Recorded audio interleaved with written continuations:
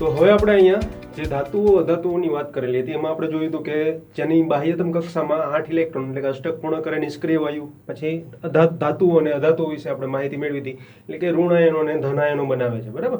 તો હવે અહીંયા આપણે કેટલીક નિષ્ક્રિય વાયુઓ લીધેલા છે, કેટલાક ધાતુઓ લીધેલા છે અને કેટલીક અધાતુઓ લીધેલી છે. સાથે સાથે આવર્ત કોષ્ટકમાં જેનો પરમાણુય ક્રમાંક છે એ બી આપણે લખેલો છે. એટલે કે આપણે નિષ્ક્રિય વાયુઓ છે તો નિષ્ક્રિય વાયુઓમાં આપણે હેલિયમ લીધેલું છે જેનો પરમાણુય ક્રમાંક 2 છે, નિયોન છે જેનો પરમાણુય ક્રમાંક 10 છે, આર્ગોન છે જેનો પરમાણુય ક્રમાંક 18 છે.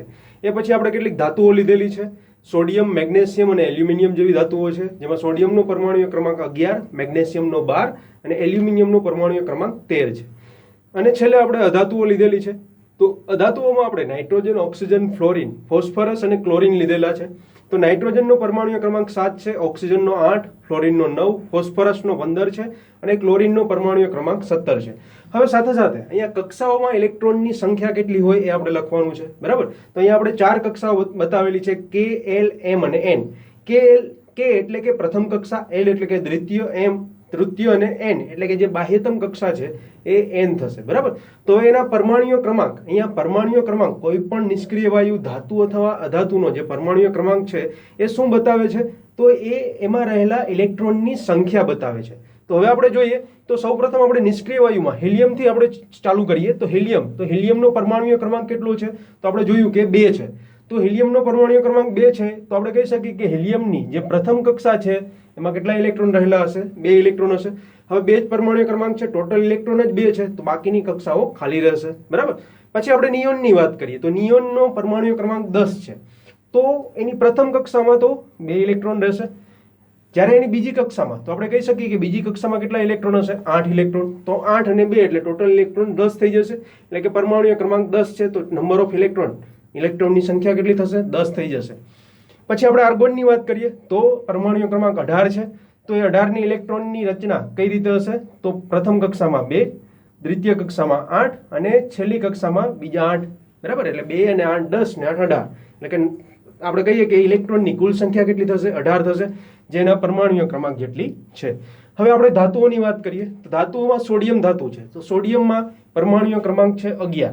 હવે પરમાણુય ક્રમાંક 11 છે તો કક્ષામાં ઇલેક્ટ્રોન કઈ રીતે ગોઠવાયેલા હશે? તો પ્રથમ કક્ષામાં 2 ઇલેક્ટ્રોન હશે, દ્વિતીય કક્ષામાં 8 ઇલેક્ટ્રોન હશે, એટલે કે 8 ને 2 10 ઇલેક્ટ્રોન. હવે બાકી બચ્યો 1 ઇલેક્ટ્રોન, તો એના પછીની તૃતીય એટલે કે બાહ્યતમ કક્ષામાં 1 ઇલેક્ટ્રોન રહેલો હશે. હવે આપણે વાત કરીએ મેગ્નેશિયમની. તો મેગ્નેશિયમનો પરમાણુય ક્રમાંક 12 છે.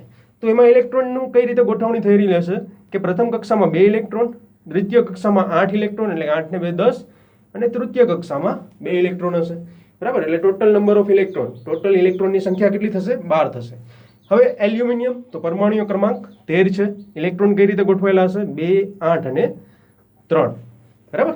હવે આપણે કેટલીક અધાતુઓની વાત કરીએ તો અધાતુઓમાં આપણે નાઇટ્રોજનથી શરૂઆત કરીએ. નાઇટ્રોજનનો પરમાણુય ક્રમાંક 7 છે. તો પરમાણુય ક્રમાંક 7 છે તો આપણે કહી શકીએ ઇલેક્ટ્રોન કઈ રીતે ગોઠવાયેલા હશે? પ્રથમ કક્ષામાં 2 ઇલેક્ટ્રોન અને દ્વિતીય કક્ષામાં 5 ઇલેક્ટ્રોન, બરાબર. પછી ઓક્સિજન તો એનો પરમાણુય ક્રમાંક 8 છે. તો કહી શકાય કે પ્રથમ કક્ષામાં 2 ઇલેક્ટ્રોન, દ્વિતીય કક્ષામાં 6 ઇલેક્ટ્રોન. પછી ફ્લોરિનનો પરમાણુય ક્રમાંક 9 છે. તો પ્રથમ કક્ષામાં 2 ઇલેક્ટ્રોન અને દ્વિતીય કક્ષામાં 7 ઇલેક્ટ્રોન હશે.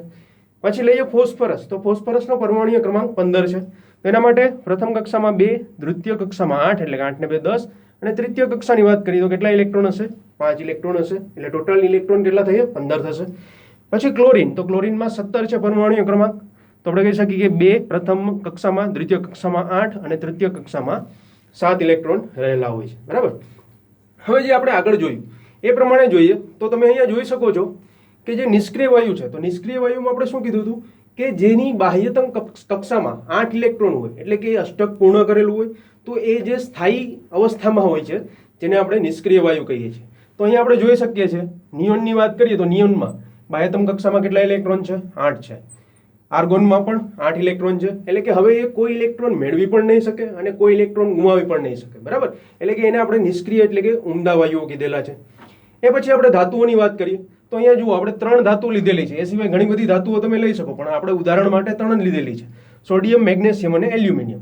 તો સોડિયમમાં બાહ્યતમ કક્ષામાં કેટલા ઇલેક્ટ્રોન છે?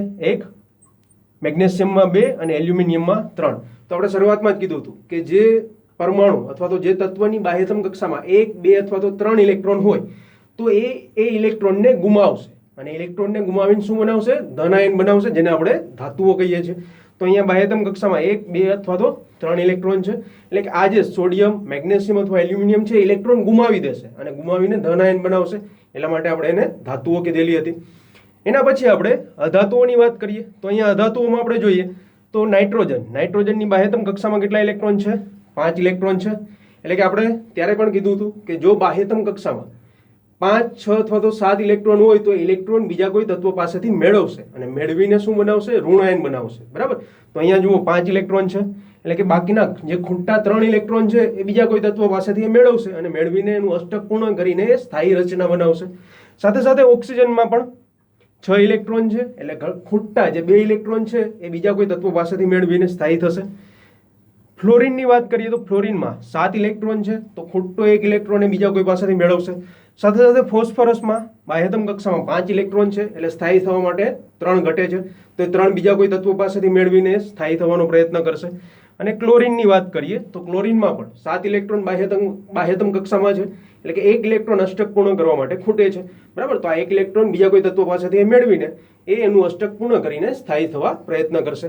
તો હવે આપણે અહીંયા આ નિષ્ક્રિય વાયુઓ, ધાતુઓ અને અધાતુઓની ઇલેક્ટ્રોનની સંખ્યાના આધારે કઈ કક્ષામાં કેટલા ઇલેક્ટ્રોન ગોઠવાયેલા છે એ આપણે અહીંયા જાણ્યું. બરાબર. એટલે કે આપણે બાહ્યતમ કક્ષામાં કેટલા ઇલેક્ટ્રોન છે એ આપણે અહીંયા ખ્યાલ આવી શકે. હવે આના ઉપરથી આપણે મેઇન જે જોવાનું છે, ધાતુઓ અને અધાતુઓ કેવી રીતે પ્રક્રિયા કરે છે. તો હવે આપણે શું કરીશું કે કેટલીક ધાતુઓ લેશું અને એની સાથે અધાતુઓની પ્રક્રિયા કરાવશું અને એ પ્રક્રિયાથી કઈ રીતે એકબીજા સાથે જોડાય છે એનું આપણે ઉદાહરણ જોઈશું. તો સૌપ્રથમ આપણે જોઈએ તો આપણે સોડિયમ ક્લોરાઇડનું ઉદાહરણ જોઈશું અને ત્યારબાદ આપણે મેગ્નેશિયમ ક્લોરાઇડનું ઉદાહરણ જોઈશું.